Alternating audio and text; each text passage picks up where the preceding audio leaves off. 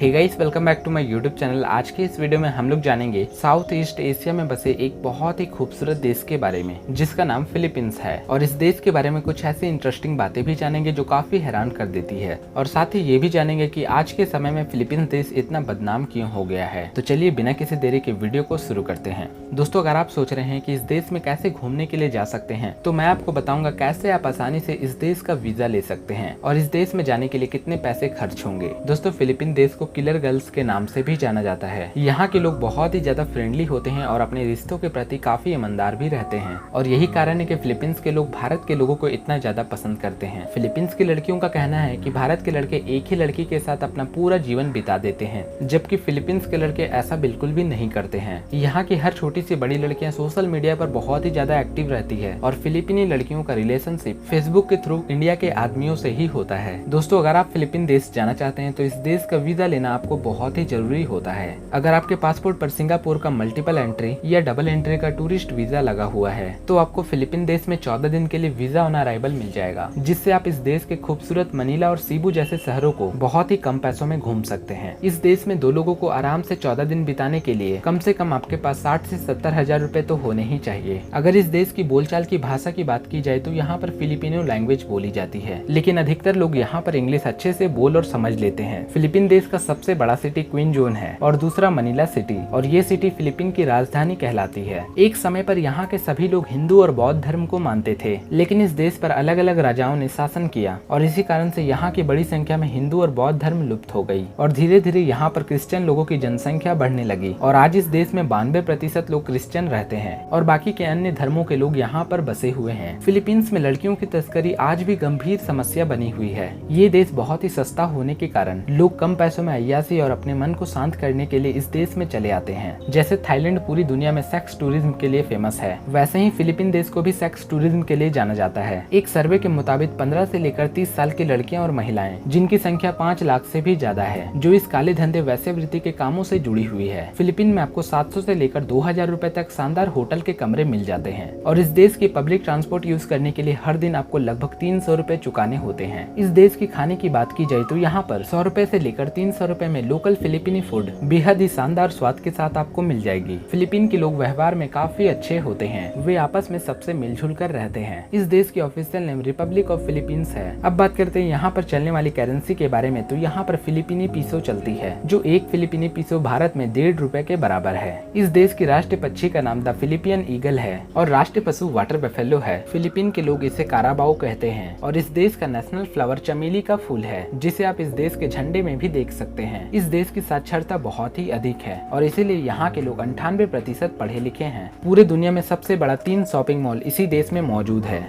ये भारत से 4000 किलोमीटर दूर बसा एक खूबसूरत सा देश है, जो समय के मामले में भारत से 2.5 घंटा आगे है। फिलीपींस को उन देशों में गिना जाता है जो समुद्र में हजारों आइलैंड से मिलकर देश बना हुआ होता है। फिलीपींस आज के समय में 7600 से ज्यादा आइलैंड से मिलकर बना हुआ देश है, जिसका total area 3 lakh square kilometre के दायरे में फैला हुआ है। ये देश क्षेत्रफल के मामले में पूरी दुनिया में 72वां सबसे बड़ा देश है। अगर इस देश की पॉपुलेशन की बात करें तो यहाँ पर 10,95,81,000 लोग बसे हुए हैं, जो इसे पूरे दुनिया में 13वां सबसे बड़ा आबादी वाला देश माना जाता है। फिलीपींस को दुनिया में सबसे ज्यादा नारियल का उत्पादक देश माना जाता है और यहीं से अधिकांश जगहों पर नारियल को एक्सपोर्ट किया जाता है। फिलीपींस पर स्पेन के राजाओं ने 16वीं शताब्दी से 19वीं शताब्दी तक शासन किया था, जिसके बाद ये अमेरिका के कब्जे में चला गया। उसके बाद 4 जुलाई 1946 को फिलीपींस अमेरिका के चंगुल से आजाद हो गया, लेकिन फिलीपींस अपना स्वतंत्रता दिवस 12 जून को बनाता है।